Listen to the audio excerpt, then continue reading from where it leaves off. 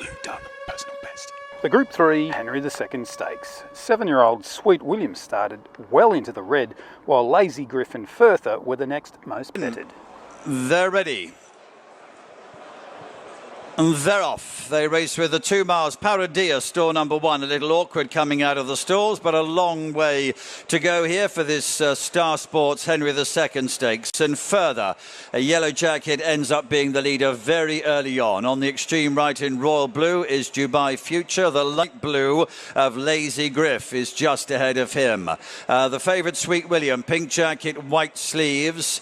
More towards a running rail in 2 shades of blue is Epic Poet, and he is immediately tracked by Duke of Oxford in the yellow and red. And then Paradias, a dark jacket, white sleeves and red cap is the back marker of these 7 runners as they come to the winning post first time. They settle down as a good 8-10 lengths first to last, and as they run towards the end of the home straight, it's at least a 2-length lead for Sheen Murphy on Further. Tracked immediately by William Buick on Lazy Griff. Rab Havlin has moved Sweet William a length up to be back in 3rd position now, 1 off the rails. Next to him against the rails, Danny Tudhope on Epic Poet as they turn right-handed and make their way to the far side.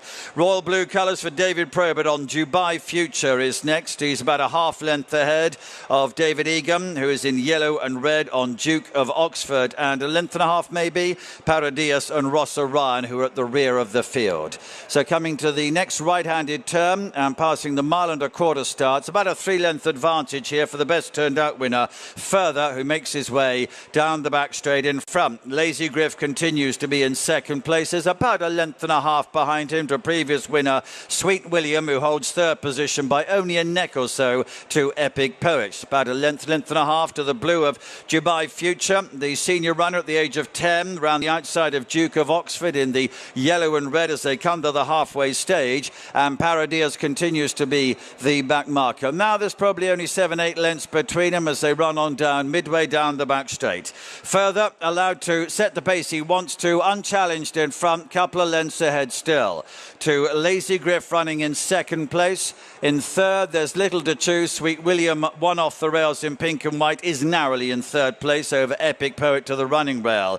Dubai Future in the royal blue moved wide and making progress very quickly at this stage of the race. Duke of Oxford is next. Paradias is behind those. They move to the end of the back straight and they begin to bunch up a little bit here, and the first move has come from Dubai Future, who's moved into 2nd place behind Further. He's taken 2nd from Lazy Griff. In 4th place then is Sweet William, a length and a half to Epic Poet, and then Paradias, who's now moved ahead of Duke of Oxford. They are on their way to the home turn in this Star Sports Henry II, and it's a neck lead only now for Further over Dubai Future in 2nd. Lazy Griff and Sweet William are on their tails in 3rd and 4th. Paradias is next, and then Epic Poet. They're below the 3 pole. The back marker is Duke of Oxford, and Dubai Future goes for home now. Takes it up and goes on. Sweet William has joined Further 2nd and 3rd. Lazy Griff is behind those. On the right is Paradias, then Epic Poet and Duke of Oxford, and Dubai Future is lengthening away.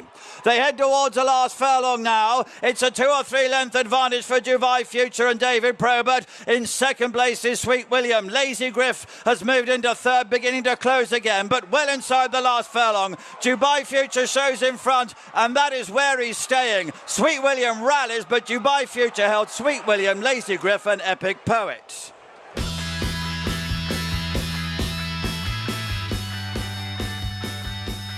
Ten-year-old Dubai Future. You've got to love that. This 10-year-old has just knocked off a $1.70 favourite, and that favourite, Sweet William, is 4th or 5th pick for the Gold Cup in less than 3 weeks. As this video is being done more than 24 hours after the race, I can tell you that the connections of Lazy Griff are sounding more like the Gold Cup. It's not on the radar for this year. Meanwhile, John Gosden hasn't fully ruled out Trawlerman. You can find those 2 articles in the video description. After the race, Dubai Future's jockey and trainer spoke about his future prospects, and if you're still watching after that, you can see a Gold Cup odds update from 2 days before this race.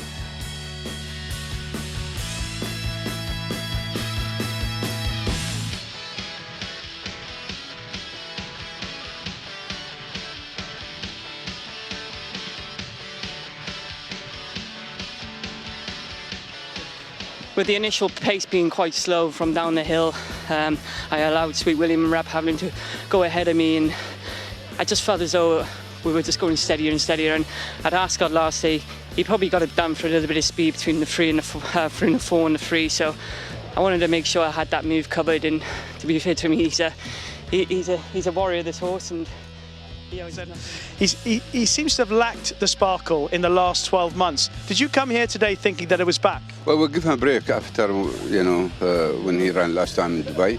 Then the last time when he ran at Ascot, he was like, 80 to 85% ready. We thought he improved in the race. Then he came back really well. We think this tonight the right race for him. Same trip, I said to Dave, I said, don't rush him early, it's still 2 miles race. What's the chance? With age, when they are ready, you have to give them, but this horse is tough, always doing good. Now the target for him take him to the Gold Cup again. Yeah. Well, I was saying that you've won it twice before with Papineau. He won the Gold Cup for you. Fight Your Corner was the other one. I mean, realistically, at the age of 10, what will be the expectations when you take him to Ascot for the Gold Cup? Well, I think the best trip for him, it is the 2 miles. 2 miles and a half. We tried it last year, he finished third. He's still doing good, but he for his age, still tough and strong. We'll give him a chance in big race, big meeting. We'll see how it goes. So I know you've done loads of it. Here's a quick look at the Royal Ascot Gold Cup odds at Bet365 Australia.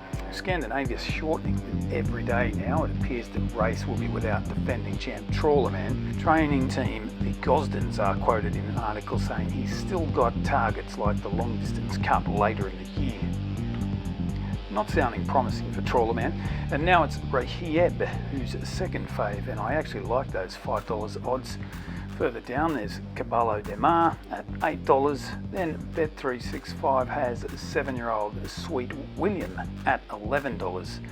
Then you get to the ones that I think are only good for your Betfair account. That's if you want to bet on something to lose. Illinois at $17, Al Riffer $21, Lambourne, he's done nothing since his dual derby wins. Al Nier, pretty honest, $26 at $34. Lazy Griff. Lazy Griff is one of interest. He's racing on Thursday, the 28th of May. And if he goes well in the Group 3, Henry II, a race Trawlerman was supposed to contest, he'll definitely be shortened. Let's take a look at Sportsbet. Scandinavia is shorter with them, $2.45. They've also got Rahieb shorter at $4.40. Then it's Caballo de Mar, $6.50. Sweet William at $8.50. And they look confident. Trawlerman's not running. They're offering $10. They tricked me last year when there were rumours of Kyprios being scratched from last year's race. They put him out by just $1 and included the late entry Illinois in the list. Very shifty. Further down the list here is pretty similar. They're not so generous with Lazy Griff, just $23 as opposed to Bet365's $34. Finally, we look at Ladbrokes, and the men in red have Scandinavia, the shortest, $2.25. I couldn't do it. He's just not looking like the horse he was last year. Rahieb, $5. That's nice. They've got Trawlerman at $7 and Caballo de Mar at the most generous, $9. I personally fancy him as a very safe place bet. There's always the weather. Al Riffer, a bit short, $15. Further down, Al Nair at $26. They're still selling tickets for Fairy Glen, the Dubai Gold Cup winner, whilst Sportsbet don't have her as an option. Don't bet on her. Lazy Griff at the same $34 that he's quoted at by Bet365. Anyway, that's my take at this early stage. Another of my favourite races.